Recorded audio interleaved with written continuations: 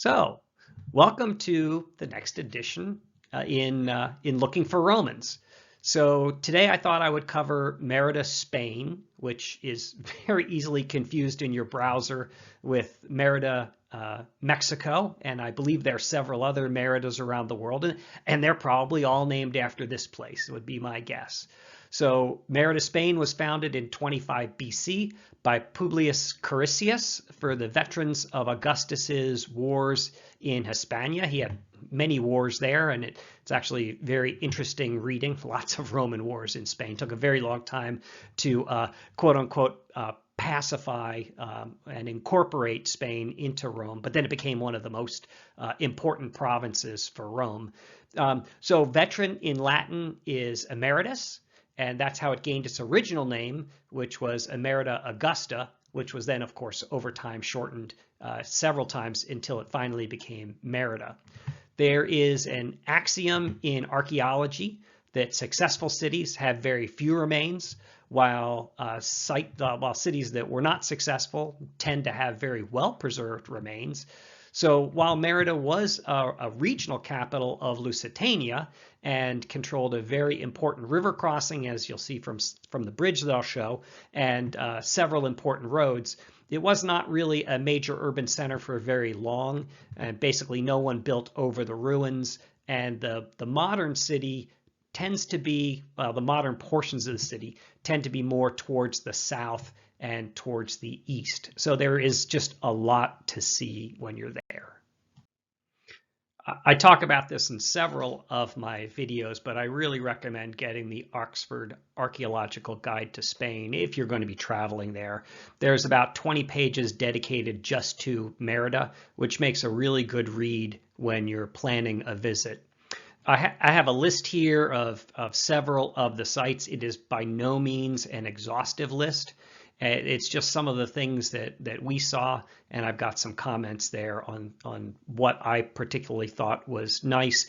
The National Museum is just outstanding. I'll show some pictures from there. The theater is exceedingly well preserved. There is a very long Roman bridge, the Temple of Diana, the Roman Circus, which we unfortunately didn't see. It was a walk in the opposite direction, and just kind of can't hit everything. There's the Alcazaba, which started as Roman, although it's mostly Moorish. The Arch of Trajan, which is in and itself not the greatest. It's not very impressive, but there are some amazing restaurants nearby. I have a picture here of one of the restaurants that we went to, or at one of the restaurants we went to. There's a whole square up there with a bunch of outdoor eating establishments.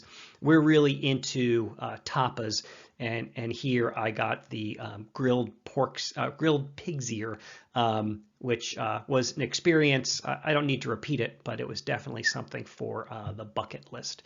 And then there are just tons of archaeological sites you'll run into as you wander through the city. And several of the major sites will require a ticket. You can actually buy a package ticket that includes all of the sites. It's a few euro more, but it's a much better value, and then you just don't have to worry about, you're free to just visit whatever you want. I have here a link to the city's tourist bureau. It's a very good website. They have a lot of good information on the town. They also have downloadable maps so that you can plan out your trip ahead of time. Everything is within walking distance, which is extremely nice, and it's not long walking like you might see in, for example, if you went to Naples or something and you wanted to go around the city and see things. Of course, you're not seeing Roman ruins in Naples, at least not in the city, not that much. But within the Roman ruins, you can see they're very well concentrated. And as I said, we missed the circus just because it was kind of on the outskirts. But if you go onto that website, there is a link for this downloadable map, which you can print out and have with you ahead of time. There's also a link to a restaurant guide. Unfortunately, that restaurant guide is broken. The link to that's broken, but there are just some really fun restaurants to go to. As I said, we went to that one by the Arch of Trajan. We stayed at an Airbnb called the Elite Apartments Art Collection Frida Patio. And so if you look at them, last time I checked, they're actually still there. They really like Frida Frida Kahlo. There are pictures of her all over. It was a studio apartment with it was really nice on a back street, so it was close and very convenient, but not not a lot of foot traffic right in front. The host spoke really good English and was a lot of help getting our bearings. So I would recommend that if it's available. But there were lots of Airbnbs there. So as I said, I would start at the National Museum of Roman Art. I have a link here, and it's my little pointer going. So I have a link here to the museum website, and I'll try to remember to put it in the show notes. I think the museum is supposed to be a Roman style building. It's got a lot of, as you can kind of see in this picture and this picture as well, a lot of brick-faced concrete and open arches.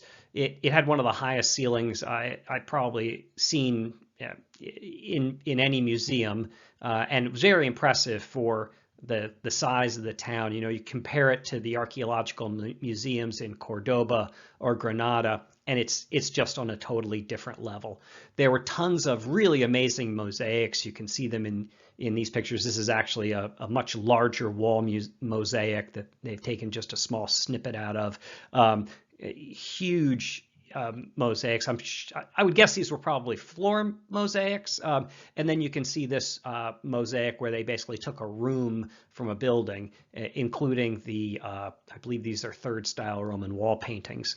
I would seriously check the website for hours of operation for the museum, as well as the other ruins. It's always good to do that. I think they may be closed on Mondays and have reduced hours on Sundays. They are also doing renovations on the museum. I saw that on the website when I went to grab this link, and I think that'll go on until about December of 2024. So they said some of the areas in the museum may be closed, but it sounded like the museum would stay open. Just a really impressive facility with lots of artifacts that are extremely interesting. So after the museum, there is right next door, so the museum is actually located right here. Right next door is the amphitheater and then the dramatic theater, the both of which are very well preserved, as you can see. The theater was originally constructed by Agrippa, which is pretty cool, and like the Pantheon, which he constructed as well, it's been renovated several times. There are references to that. You can see the theater here in another image. It has the kind of the triple entry that's kind of classic for a Roman theater, well preserved. So the main, I'd say central entry for performers or whatever, and then two on the sides, and then it kind of undulates. It's got kind of that undulating, something coming out, going back, coming out, going back. Kind of what the foundations of maybe some of the Baroque, the eventual Roman Baroque style. And then in the back of the theater over here, you can see the traditional peristyle court, usually with some shops, which are pretty apparent. And then generally there are also some public toilets, but alas, I did not see any toilets in Merida, at least not of Roman vintage. And then nearby, there's generally near a theater, there's usually a music hall, covered music hall, referred to as an odium nearby, but there was not one which I could see. Odds are it's either covered or not yet discovered. It's also possible that there wasn't one, but unlikely. As I said, there are several other sites to visit in Merida, but of course I only focused mainly on the Roman stuff. You can find all the others on the city website, as I said, and in the guide that was in that link. The bridge here, which was built under Augusta, is made up of about 60 arches. Pretty impressive number. And it's about 3/4 of a mile long. I seem to think that it might be the longest surviving Roman bridge still in use. It's just pedestrian at this point. At the end of the bridge, you can kind of see it. Yeah, you can kind of see it in the distance here is this, which is the Alcazaba, which while not Roman, it does have fragments of the original Roman wall. I think they're back here under this wall, so haha, still a Roman site. And going into the cistern right here, you can actually see how water was. It's essentially a well that takes water from the river and brings it into the fort, which is really pretty cool. And then you also have the Temple of Diana, which was not likely to Diana. I'm always surprised by the attributions made of temples, Roman temples. It's fairly well preserved because in the 16th century, you can kind of see right here, someone decided to build a house there. I would have to agree, even if I would like to see the house torn down completely and removed. I wouldn't mind having my house built there, but it's not a church as happens in so many of these sites which have better preserved Roman and Greek temples. So and then the aqueduct is it's still there. It's not like what you'd see in Segovia or Pont de Gard, but it's still very much there and something that you can look at. It is very likely that Merida is not going to be a convenient location along your route, but it really is one of the better destinations I've seen for looking for dead Romans in Spain. There's just so much to see. It's all within walking distance, and you could do it in a day if you had the full day, but you probably are going to wish you had two.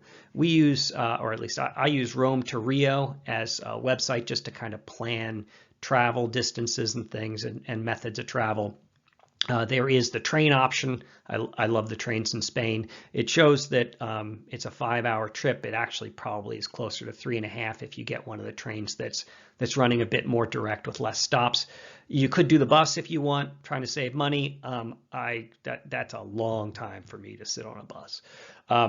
And then we really like to own our flexibility, so we went ahead and rented a car. We thought we would do more side trips, which we didn't, but that's how we did it, and I'm glad we did. You rent your car. We rented our car in Madrid at the Atocha train station. This is kind of the front of the station where you might get dropped off if you take a taxi. You walk down the ramp here and the cars are here. We rented with a major US agency, but unlike in the US, these folks are really pretty strict about the 2-hour reservation window. And so we slept in by accident and they gave away our reservation. And so we had to run back and forth between the agencies to try to find something. We finally found a minivan, which was, oh, quite the joy to drive around in these little streets and in these small towns. But it worked out. And so I'm glad we did that. As I said, we wanted to do a lot of side trips. We ended up doing just one, but you can go to the nearby town of Caceres. I think that's how you pronounce it, but I'm sure I'm getting it wrong. Anyway, it's a walled city. It's supposed to be very nice.